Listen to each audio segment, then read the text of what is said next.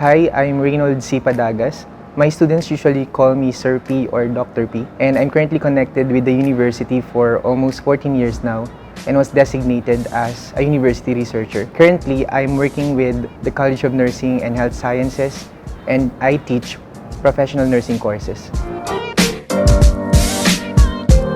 Nursing is a caring profession, so it requires the right knowledge, skills, and attitude to become a good nurse. As a nurse, you have to be competent because you have to deliver safe and quality patient care services. So remember that when you become a nurse, you really have to be compassionate as well, because we need to have passion to be able to touch more lives and to be able to heal more people. Nursing also requires transpersonal caring, so that means to say that you really have to promote self-love, because you cannot give what you do not possess. You cannot give what you do not have. So basically, because you belong to a caring profession, you really have to be more authentic and more genuine in terms of establishing rapport to your patients and to be able to establish interconnectedness with the patient. Nursing also requires mindfulness, and when you talk about mindfulness, that is the capacity to be always in the present. You really have to live in the moment to be able to become more sensitive to your patient's needs and able to listen also to the things that they are not capable to say. So basically,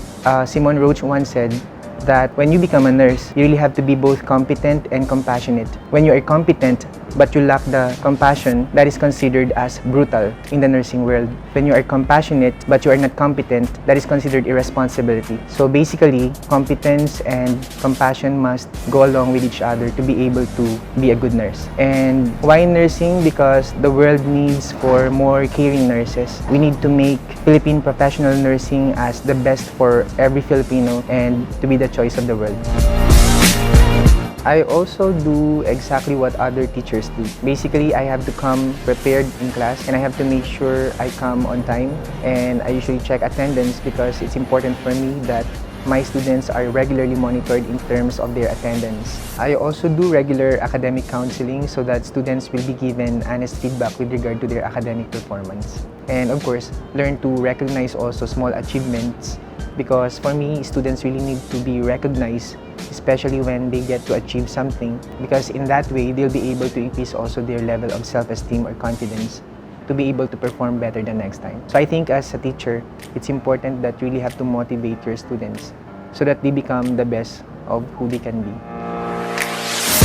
I always feel overwhelmed when students get to see me every day. And then there was this moment where one student actually approached me while I was speaking with two other professors of the College of Nursing. And then she said, "Sir, miss na kita." And then I do not want to visit anymore room H510 because I always remember you. Hindi ko maintindihan, sir. And then she was actually crying. And then that particular moment actually gave me an impression, like a moment of reflection, that teaching really is a noble profession. You get to touch more students' lives. If you help them dream bigger, if you inspire them to become the best of who they could be, basically, you were able to achieve one of the most important purposes of being a teacher. And that is to help students grow each day, to inspire them, and to make their dreams achieved. I make sure that I have a perfect mixture or blend of work and play. So basically, outside JRU, I make sure that I have to travel whenever I have time. I also sing like for 6 hours to 10 hours with my own video, okay? And then, what else? I also play badminton with my friends. Like for example, I start at 6 p.m. and then will end at 12 midnight. For me as a teacher, I really have to do all these things outside my normal academic life because I want to have a more balanced life. So as a teacher, I also have to enjoy something like hobbies, because these hobbies make me also insane. So they keep my sanity all the time. So that the next day, whenever I have my classes, then I am more prepared to face my students. And I also get to tell them about some lessons that I learn outside what I do in JRU. I want to be remembered as a good teacher, someone who inspires students, someone who teaches students, and someone who helps students grow each day.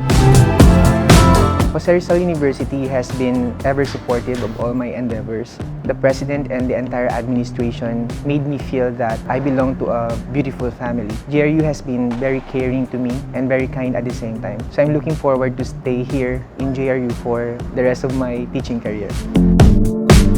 To all students who would like to become nurses in the near future, I would say that you really have to have the right attitude, the right knowledge, and the right skills to be able to promote safe and quality nursing care to all your clientele across the lifespan. Nursing requires compassionate and competent nurses. Remember that the world actually experiences a lot of changes in terms of health needs. And as a matter of fact, the healthcare system landscape constantly evolves because of technological advances. So nurses should become more resilient and more adaptive and more mindful of their own practices so that they'll be able to give what's due to all patients, regardless of race, regardless of affiliation, and regardless of gender, maybe. So as nurses, you have to think that you are a beautiful person who transcends what caring profession is all about.